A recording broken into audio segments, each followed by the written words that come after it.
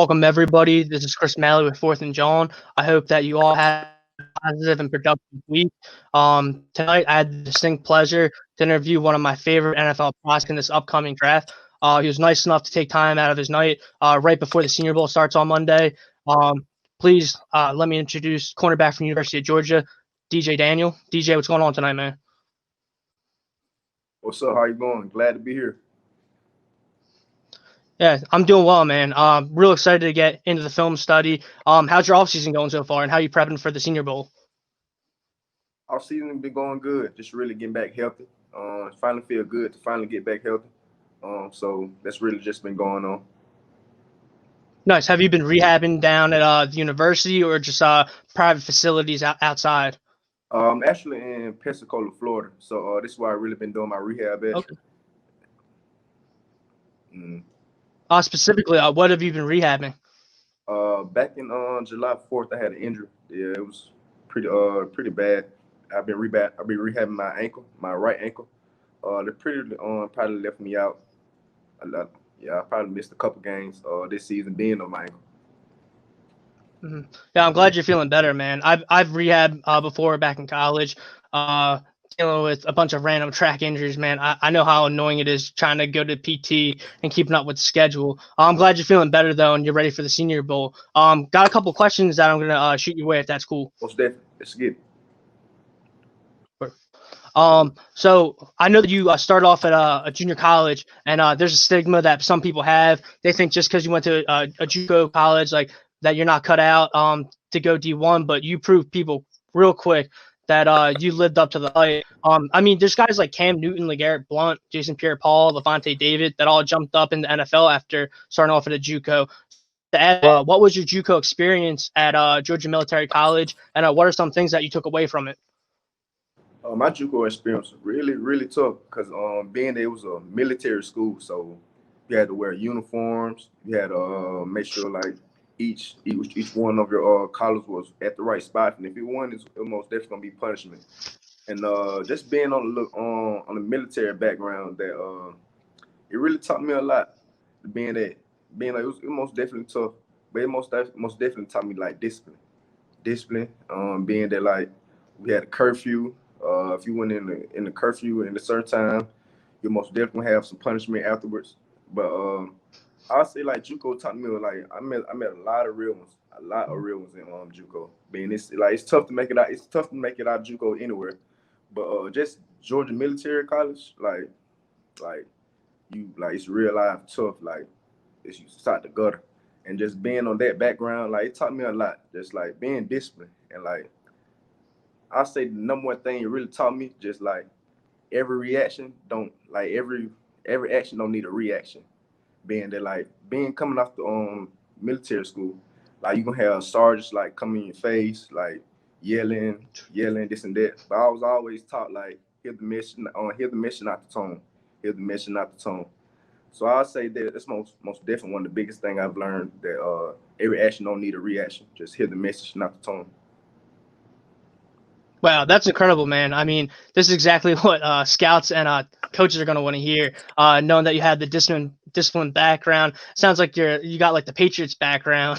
I mean, so it's like like a lot of structure. I mean, I had friends that went to military school, and they would tell me like, man, like if you had a crease in your bed, like you were worried, and like it's crazy though, because that's going to transfer real well over to the NFL. Know that you'll be on schedule. Make sure that you're on time for practice, and make sure that everything's structured real well. So, I mean, I respect it. I mean, next question leads right off of that was I really respect the growth and grind that you've shown since leaving GMC. So I have to ask you, what's your why? What motivates you, and what really helps you pursue the dream of the NFL? I had this coach back in high school. His name is Coach Davis. He was my high school coach back at Spartan High School. And he used to ask me, and he liked my uncle too. So they were back through ninth through 11th grade. I finally learned like what was my why, probably like my 12th grade going into my JUCO year. So he used to ask us like, what is your why? What is your why? I used to be like, what do we mean by that? Like, what do he mean?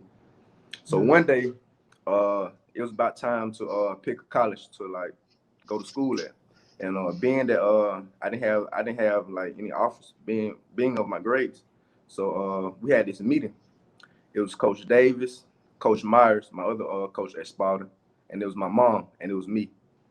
So he was Coach Davis was basically saying that it's not over, but he's gonna have to take the JUCO route to transfer to another school. And my mom, like, being like a mom, like, you probably made our mom mad multiple times at time after time. But I say that's like the first time I ever made my mom like realize disappointed in me. So when he told her that, like, she just basically just started crying. And when we left the office, I was just trying to talk to my mom. She wouldn't talk to me, but she said she wasn't mad. She was just disappointed. And I say that really hurt me. It really hurt. Then like ever since that day, like I understood what he meant. Like what was your why? Like, so my mom is most definitely like my why. She's the reason why like I got better in school. She's the reason why I don't do the old things I used to do. She's the reason why like I am why I'm at right now. Cause she's the one that pushed me. I always had the mindset like I gotta do it for her. Like I understood like every word that Coach Davis said about what was your why. And it's most definitely my mom.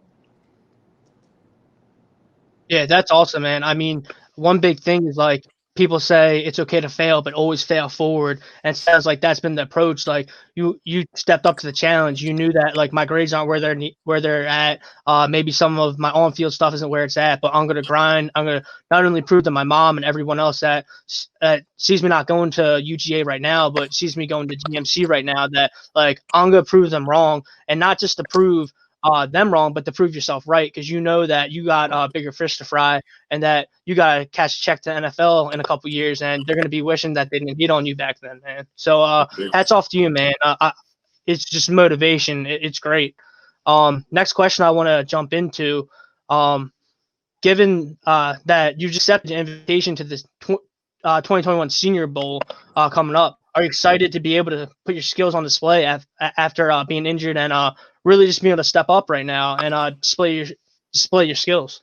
Most definitely. And being on my injury, I couldn't really just, and like I feel like it was gonna be my breakout season too. And being on my injury, I was held out of like multiple games, and I never was 100% at all like throughout the season. So being that I'm finally healthy, and I get to display my skills. Oh, I'm taking full advantage. So man to man press coverage, that's most definitely me. And I feel like me being on long arms, 4-4 speed, like I'm most definitely gonna take full advantage of this. Like zone coverage, off coverage, man to man, anything they want to see, I'm most definitely gonna answer all questions at the Senior Bowl. Yeah, absolutely. I mean, when people ask me about what you want from a cornerback, I pretty much could just describe you: 6'1", 4'4" speed, great pedal, hit your T step really hard in and out of breaks, and I mean, you went through the gauntlet of all the SEC guys. So, and just to go off of that, like, what's one part of your game that you really take pride in? I mean, like, what's one skill that you're just like, that like this is what allows you to show your God given talent each week? Man to man press coverage. Because I pride myself on technique. And you always get better at man coverage technique. And I feel like I'm like one of the top like physical corners like in the draft, like being a man to man. So I feel like I have like my best success man to man. So I just know like this, and I grade receive like after a route running. So that's what gonna tell me all. So just me playing man to man coverage. That's I feel like I'm like that's why I have my most successful moments at. Being I have long arms, basically what you were saying. Yeah, So man to man coverage, most definitely where I have the best success at. absolutely. I mean, the film speaks for itself. I mean, one player that I really like in your game too is Marcus Peters. Guys both just have like that dog in you. You guys like to get your hands on the receivers early, and you always looking back for the ball. And you're making sure that the receiver knows that like you respect him, but at the same time like he's gonna respect you back. Most definitely. Yeah. So going to the next question, going up against guys such as Jamar Chase, Justin Jefferson, Chase Claypool last year. Not even just them, but like who gave you the most difficult matchup and why? And tremendous, like both are tremendous receivers. But I'll say Jamar Chase, being that like with me, I grade receivers off their route running, how they get in and out their breaks, in and out their routes. Now I say Jamar Chase, he probably push me the most, being that like just like I was saying, like I grade them off their route running, and I really take pride in it, like in film study, just looking at how their releases go and like in and out their breaks. So I say most definitely probably Jamar Chase, but you know. Yeah, I mean, Jamar Chase is probably going to be a top 6 pick, so it's not bad company. And hey, man, you locked them down. Like, I'm not gonna lie, I'm an LSU fan, so I watched that game like crazy. And Jamar, he was having a breakout year, but I think he went like 3 for 40 in that game, and you had him. You had him frustrated, man. Like we're actually going to talk about a clip later, but you had him frustrated in that game, man. On the outside, you had a bunch of PBUs on them. Like speaking about that game, like what's one play that like you really just like you knew that like like I can step up with this guy. Like I don't care about his stats. I don't care that the number one team in the country right now. Like it was just like it's you versus me. Like it's just us on an island. When I finally started, yeah, I was looking at it. And like I was saying, just looking at film, just realize how he get in and out of breaks, like route running his releases. So I say when I finally started putting my hands on him, like it was like first quarter then. When I finally started figuring him out, like how he do it, like just studying him, like when I finally started putting my hands on him, I already knew I had him. I had him, most definitely had him. Yeah, man, that confidence, that's what being a cornerback's all about. Like people don't understand, like when you're a cornerback, like you're really on that island. It's like it's you and your thoughts, and when it comes down to it, you can't really be thinking about too much. It's just literally muscle memory and just trusting your ability and knowing how that you work so much on your technique and your skills, and you put the time in practice and film. I mean, it pays dividends, man. I mean, it showed on all your game tape. So hats off to you. To go to a next question, man. Seeing that we're an Eagles podcast, let's imagine that you've just been drafted by the Philadelphia Eagles. Months later, you got the cars, bought your mom a house, got a cheesesteak already. Your practice with Darius Slay. What's one football question you'd ask him, and what is one life question you'd ask him? The All-Pro Darius Slay. Oh my gosh, it'll be a tremendous blessing just to be like, and plus like he one of my favorite corners in the league, and just I'll be able to ask him like, how did he do it? Like not just like physically, but like mentally. How you like really game plan for like a receiver? Like how do you study like the playbook? And just not and like I was saying, not really physically, but mentally. I feel like the game come more mental. It really do come more mental than anything. Like just like you were saying, having confidence in me, and just having Darius Slay, just Darius Slay around. Most definitely, I'll be growing, and I'll be growing each and every day, and I feel like I'll be growing quicker. Being just like he know the game. He like just like I said, he's one of the best technicians corners out there in the league right now. So I really watch his film, and I'll just say like, how would you do it? Like, how do you game plan? What's your mental standpoint on everything? And just like, how would you take it away? And just like having everything like around like having him around me like on the field and off the field, learning each and every day, and not just being a real life student of the game. So I most definitely be probably like at my top prime, most definitely around him. Yeah, man. I mean, I can't even imagine. Like, it would be a huge advantage because some guys they end up on teams and they don't really have that vet presence, and Right. they're kind of left to fend for themselves. I mean, all you hear is good things about Darius Slay ever since he was with Detroit, and then he came here and immediately just tremendous talent. I mean, he's a guy that shuts down the whole half of the field, and I think that you can do the same thing. So, man, I'm praying that you end up here because I'm just imagining you learning under Darius for a couple years and just playing sides lockdown. It would be a huge improvement, man, and we need that. I mean, our quarterback play has been a little iffy, and then when Darius came, it was crazy, man. I swear the sun was brighter on game days. It was crazy. I mean, have two alphas like you and Darius, it would be a huge help. One of the final questions that we're going to get to. You are from Griffin, Georgia. You went to GMC, finished your career at UGA. Seeing that you spent so much of your life in Georgia, are you hoping to stay here or in an environment like Georgia, or are you excited about the possibility of experiencing new people in new places? Oh, most definitely. And I'll say this too, like I never like, and this been before. I never really wanted to stay in Georgia, and like I never like.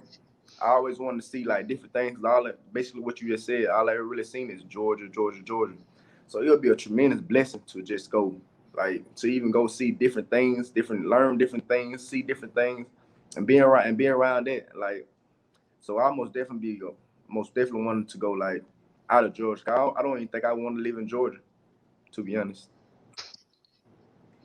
Yeah, man. I mean, it's a whole wild world out there. I mean, Right. I'm hoping you end up in Philly. I mean, uh, people enjoy it here, man. I mean, got the restaurants and there's something that we do have here, seasons. I mean, some people I know, a couple of guys I work with or people I know, they live in like Florida, they live in California, and it's like, oh, it's always nice here.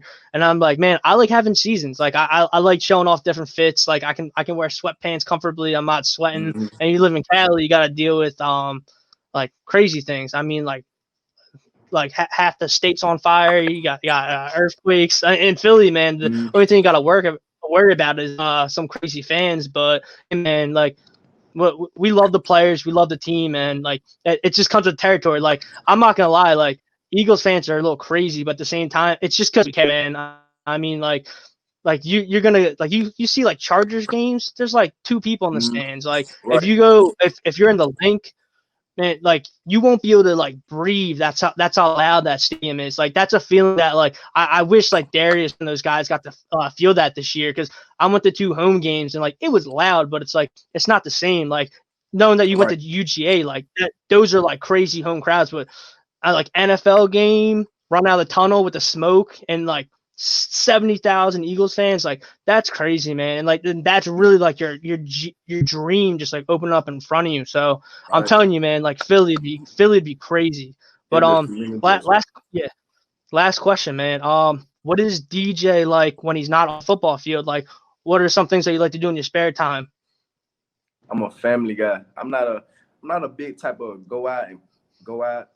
Like I was even like they said JUCO. Like even when they went out, I was really like a homebody. I'm not really the type of person to really just go out. And I like cooking. Like if I'm not on the field, off the field, but I basically probably cook the same thing probably every day. Alfredo. But yeah, even though I'm like a family guy though. Like I like playing the game. I like being with my nephew, my grandma, my mom, just being around that strong background to me. I just see that on they really what made me. So I'm really like really a family guy. Don't really go out like that. And those really me. Gotcha. Yeah, man. When you get in the league, like, are you still gonna be like cooking for yourself, or like you're gonna have a chef, or like is cooking something that you like just like to take time off from football with? Like, you still gonna be cooking for yourself, or like are you gonna like level up and get that chef? You know what I mean? I don't know, cause I like cooking for myself. Sometimes I might get a chef too, but just if I'm just like how I'm at now, just back at home. I'm not back at home, but like chilling when I'm not off the field. I feel like it's soothing a little bit. Just cook something, eat, watch the game, play the game, just be with the family, be with my nephew, and just being around that really just make me. Yeah, I feel you, man. I mean, like when I got done practicing college, I put my headphones on and I just go meal prep and cook, and it was like a little bit of quiet. Like I didn't have to listen to professor, I didn't have to listen to my coach, like I didn't have to Mhm. listen to people screaming on the bus down to the South Campus. Like I just got to cook and chill and just get ready for the day, man. Most Yo, definitely. so I appreciate you answering questions. We're actually gonna go over a couple film clips real quick. Got you. First one is actually you one-on-one with Jamar Chase. I just want to pick your brain on it a little bit. This was a great play. Your lineup man coverage on the outside with him. Uh, Fantastic pedal here. Patient but active feet all the way through. get your hand on a shoulder right away, directing. And as Gail and I say, you threw him to the concession stand, and like you don't see many people throw Jamar like that. So this play just like completely jumped off the screen for me. And like walk me through it. Like what were you like what was going through your head as soon as he lined up against you? I'm most definitely looking at how I was like born like to teach. I'm most definitely looking at the hips. The hips most definitely. The hips don't lie at all. So just looking at the hips and seeing how he do it, and just like I'm trying to put my hands on him right now, and like just like. And if you look at the film, at this film, like if you look at this film, like it was multiple times that like I jammed him out of bounds like multiple times, like. And like being and then just me having long arms and just like looking at the hips, reading because the hips most definitely don't lie. Hips don't lie. So I was just looking at him the whole time, looking at the hips, reading him, and most definitely trying to put my hands on them through the 5 yards. So if you look at the film like this, I probably had him like this probably a couple of times, and just like and just me just being like comfortable, having confidence in myself. Like I don't really care who you is or what have you done. I just know me, and I just know like I'm still stick to my game plan. Me being the physical corner that I am, so just ready to put hands on them, reading through the hips, and then most definitely having success. Absolutely. I mean, you can only control what you can control, and man, like you control Jamar most of the game. So, we're actually going to move on to this is like one of the few times that he got you in the game.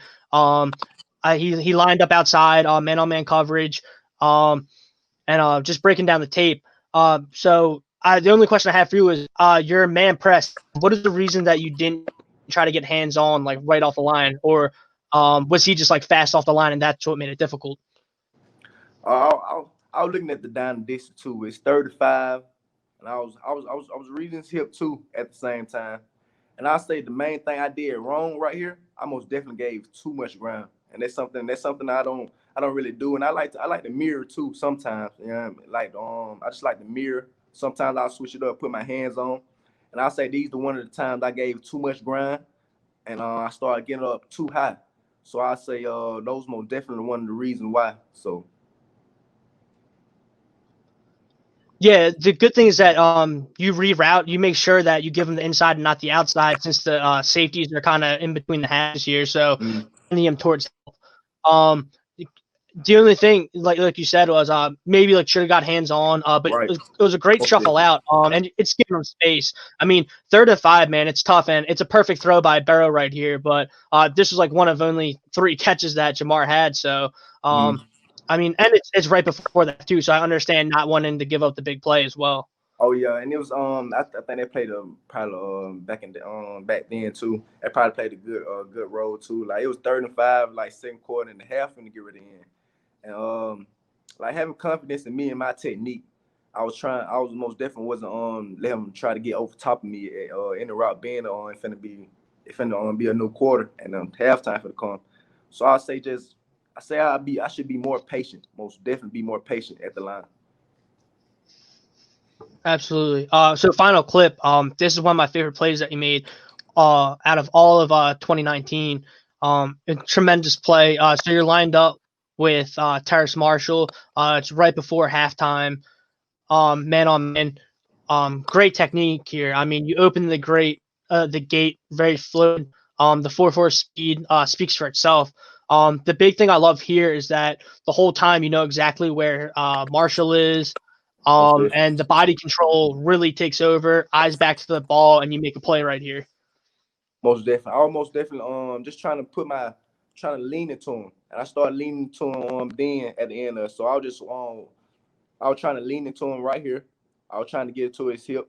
And the whole time, yeah, I'm trying to I'm pulling on him, but I'm not really pulling on him. I'm just like giving him a little yank. But then the whole time though, I was looking at the ball, concentrating on the ball, playing. I was really playing not really trying to play through his hand at this position, but I was really just playing through the ball. So in the LSU game, you're going against 2 potential first-round picks in Terrace Marshall and Jamar Chase, and you locked them down throughout the entire game. Was that like the moment where you're like, I can run with anybody? Oh, and like it just like exudes confidence, and your play exudes confidence. So like, was that the game you're like, I can run with anybody? Most definitely, most definitely, most definitely, and just being me, I have confidence in myself. Like so, every game, I have 100% confidence in myself that I have the ability to shut anybody down. And I'll just say, just me, just relying on my technique. Like I really praise myself on technique, and just me being the best that I can be, and just not settle for anything less. And just so me having those things and those qualities, just like I know I'm going to be great. I want to be great. I have no choice. Absolutely. And Philadelphia specifically, man, this is a city that like it's all about having great athletes and the fans get behind you. I mean, like, what would you think about playing for a city like Philadelphia? Oh, that's a tremendous blessing. It'll be a tremendous blessing to go really anywhere. But Philadelphia with Darius Slay, I'll take full advantage. And I most definitely, I know I'll be at my prime at no time with Darius Slay. Just learning from him on and off the field, not just like I was saying, not just physically, but mentally, just being a student of the game. So I'll just being on in Philadelphia, that'll be a tremendous blessing. A tremendous blessing. Yeah. Hey, man.